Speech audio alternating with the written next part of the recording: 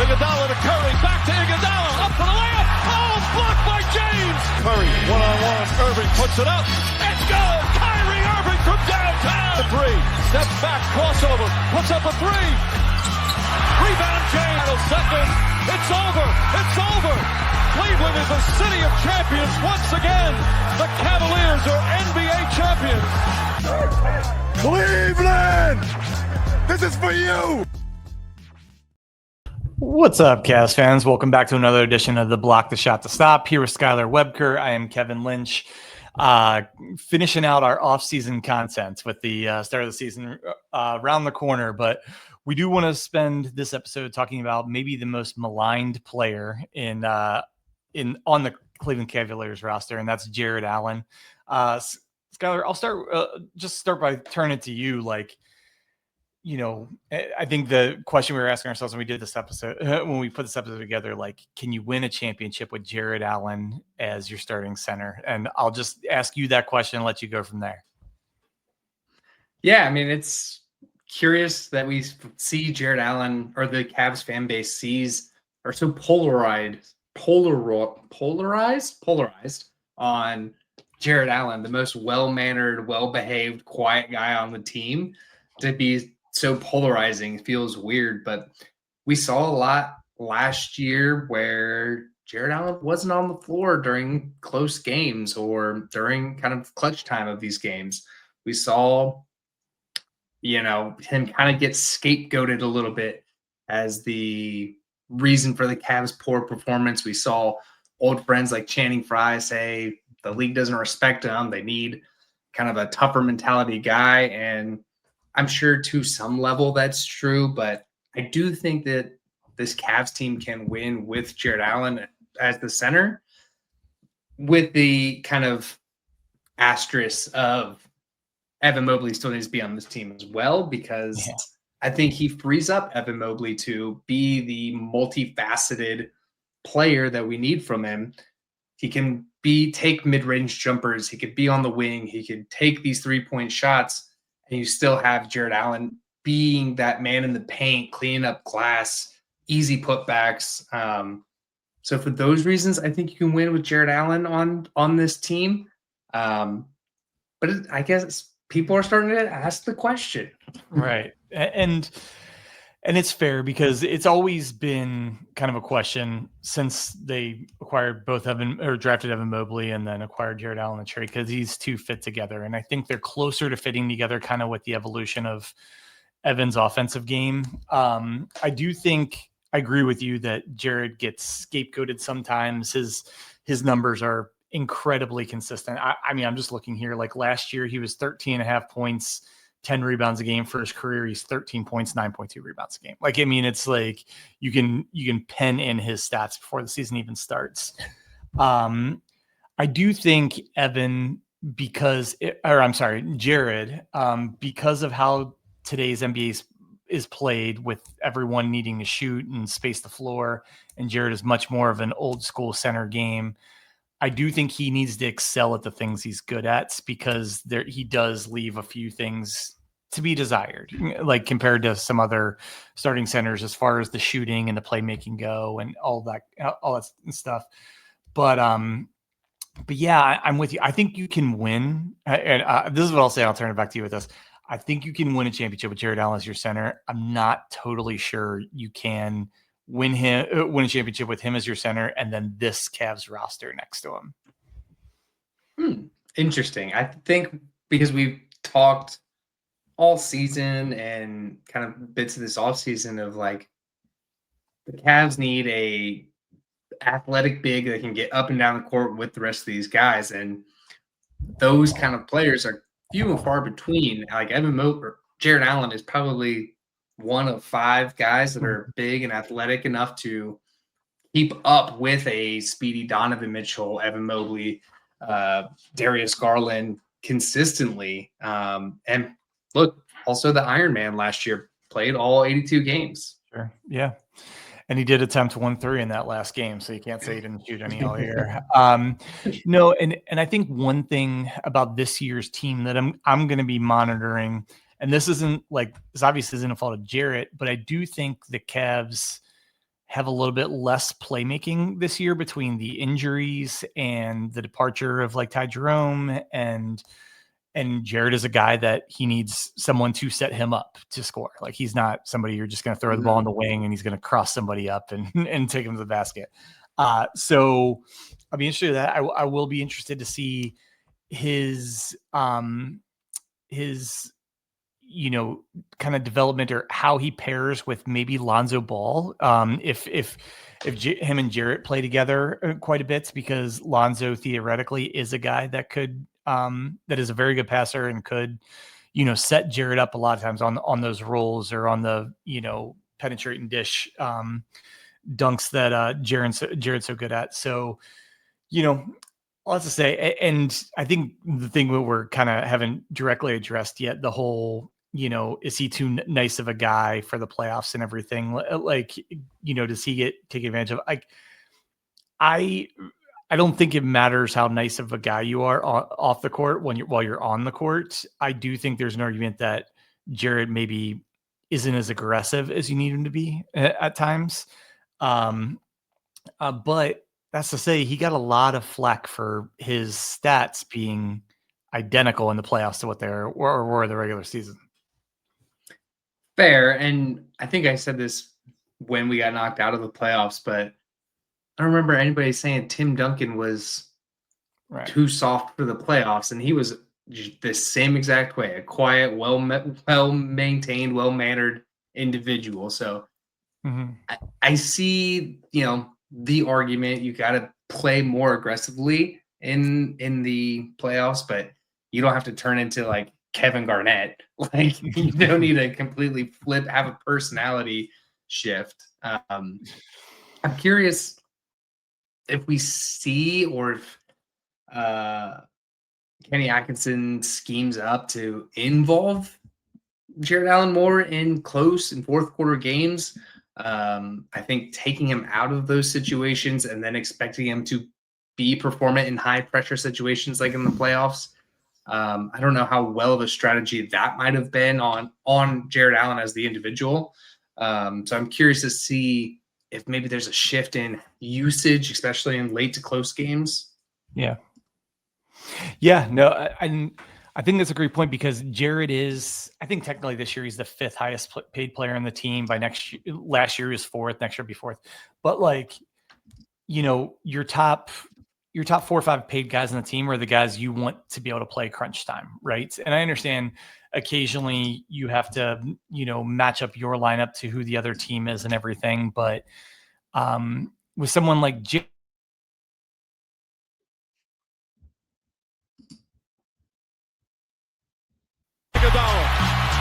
Iguodala to Curry, back to Iguodala to Yeah, and so you want Jarrett to be able to create the disadvantages for the Cavs and not have to be pulled off the floor just because, the other team has somebody who could take advantage of him, whether it's on the offensive or defensive side. Yeah, it's fair, especially for the price point that he's at. It's fair things to want out of a guy like that. So I hope that that's something that Kenny tweaks in his game plan, or Jared tweaks in his game, to not have to be in those situations, because as you alluded to, he is the model of consistency, and like that consistency can definitely help there to finish a game, be in the playoff situation a little further than you'd like. So for those things are some adjustments or improvements that I'm hoping to see out of Jarrett Allen's game kind of this year. Yeah, I agree. And I think it has to work this year, right? And it has to work probably even a little bit better than it has previously, because the Cavs don't have a great option B. We all love Larry Nance Jr., but he's not a guy you're going to start and play 30-something minutes a game at this point in his career. We all think DeAndre Hunter and Dean Wade can fill in at the 4 and play small ball lineups. You don't want to do that for, game in and game out all the time. So they've pretty much put themselves into this box that it's going to be Jarrett, it's going to be Evan, and they'll adjust a little bit for certain matchups. But, I think it's improved. And I think as much as Evan is doing to make this pairing work, I do look at Jarrett and say, like, what little bit more can you do to make it work, to just adjust your game, modernize your game a little bit so that this pairing can, create a wrecking crew on the NBA instead of no matter who they're playing, instead of it being kind of matchup dependent at times. Yeah, I think that's a great point. I love Jarrett Allen on this team. You're right. They absolutely are married to him. They just gave him a new extension last season. So like this is it. The Cavs don't have anybody else. Yeah. They can really bring in. They don't have the financial flexibility to bring anybody else in. So this is kind of the pairing that they're gonna have to figure out. And thankfully they have the longevity together for as much as they have played together, and they're going to play together because everybody's extended. So I think that only helps kind of the cohesion amongst these guys. Yeah, and I think they're going to have a really good opportunity to establish this right out of the gate, right? Because with the injuries that they have in the backcourt, with them probably being conscious to not want to wear down Donovan Mitchell, just by having him fill in for the injuries, it's very possible they just lean into this twin tower pairing, and this is what we're going to use to win games and kind of take advantage of opponents here the first couple months of the season.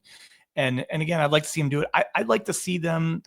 I would like to see, especially early in the year, Jarrett and Evan on the floor together. I totally like as much as possible. I totally understand, balancing out the rotations. So a lot of the middle of the game, they're not in the lineup together.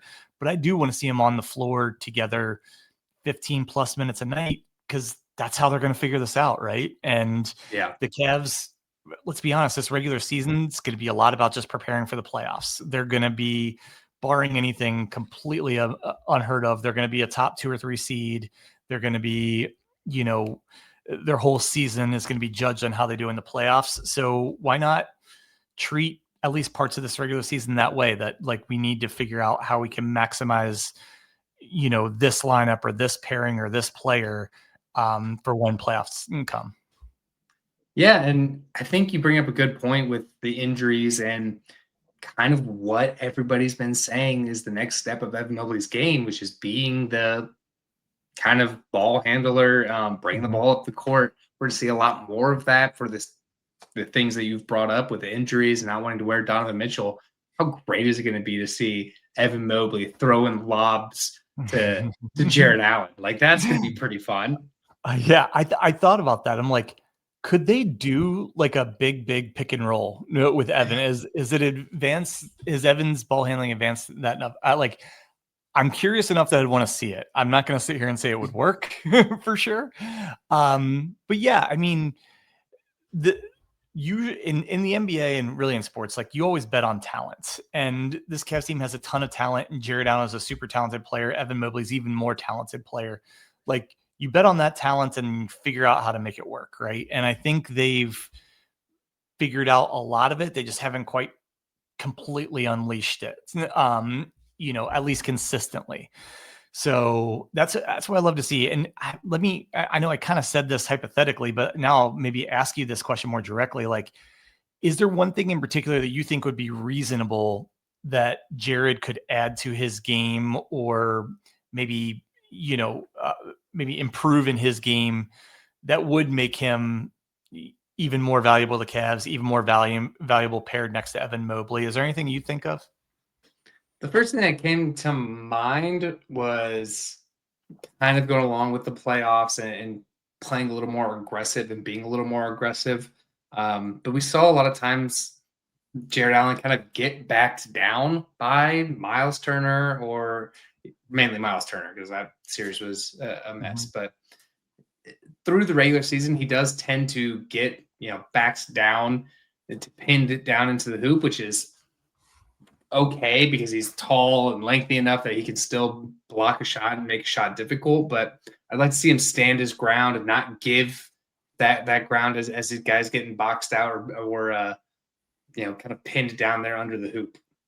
Yeah, no, I think that's really a call. I think, again, we talked about how Jarrett, sorry, I can keep confusing. Jarrett's never going to be the biggest, creator and everything, but I think there's a little bit in there. I would like to see him play at the free throw line a little bit more. And from there, he is a pretty good passer to people on back cuts to swing in the ball and everything. A couple of years ago, he averaged like 2.5 assists a game. He is down to 1.3 assists last year. I know that doesn't seem like a lot, but that's literally his assists were cut in half. So I think there maybe is a little bit more that he could do. You're not going to want him to put the ball on the floor that much, but I do think maybe I'd like to see him play out of the high post a little bit and help create some offense for the Cavs from there.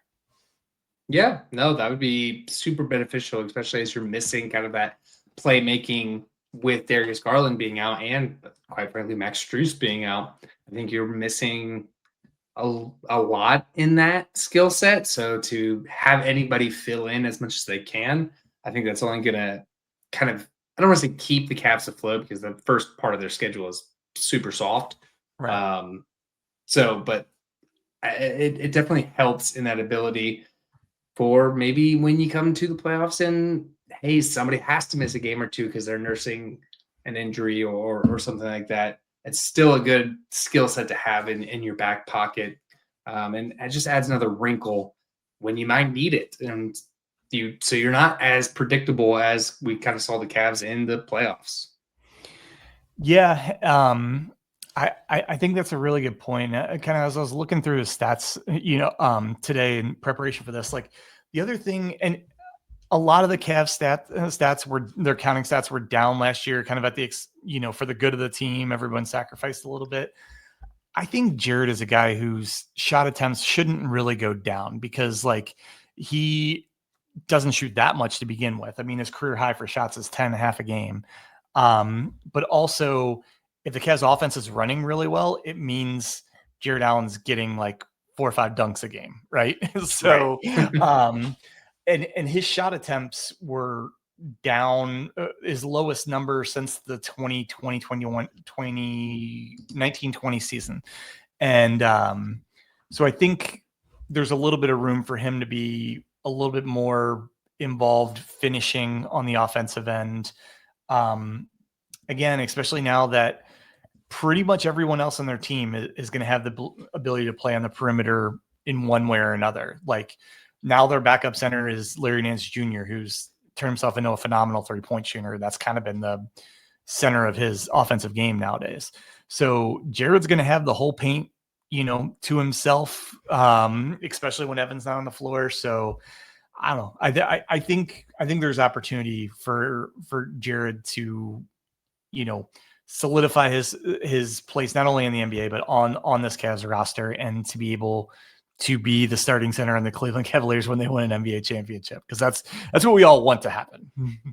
Yeah, and look, I mean, centers in the East are still very good. You're gonna have Embiid back. You're gonna have Miles Turner in Milwaukee. You're gonna have Brandon Ingram in Toronto. So you're gonna have these large bands not going anywhere.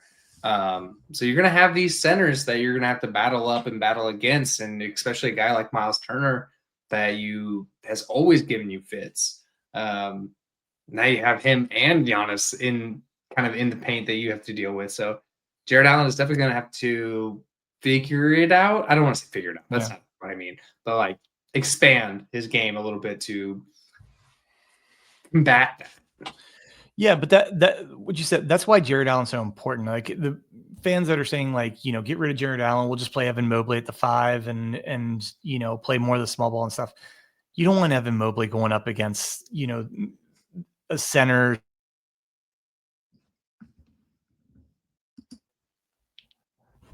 But yeah, like Jarrett is so important because he allows Evan to be, the best version of himself, that he can roam defensively, can, use him on the matchup you need him, and you don't have to have him guarding, a lot of the centers that you talked about.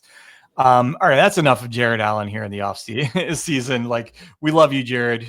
Congrats on your wedding, if we didn't say that here on the pod. Oh yeah. And we want nothing more than him to be an integral part of this team. So for Skylar Webker, I am Kevin Lynch. Thank you everyone for Thank you everyone for tuning in. Iguodala to Curry, back to Iguodala, up for the layup. Oh, blocked by James. Curry, one-on-one, Irving. Thank you, everybody, for tuning in.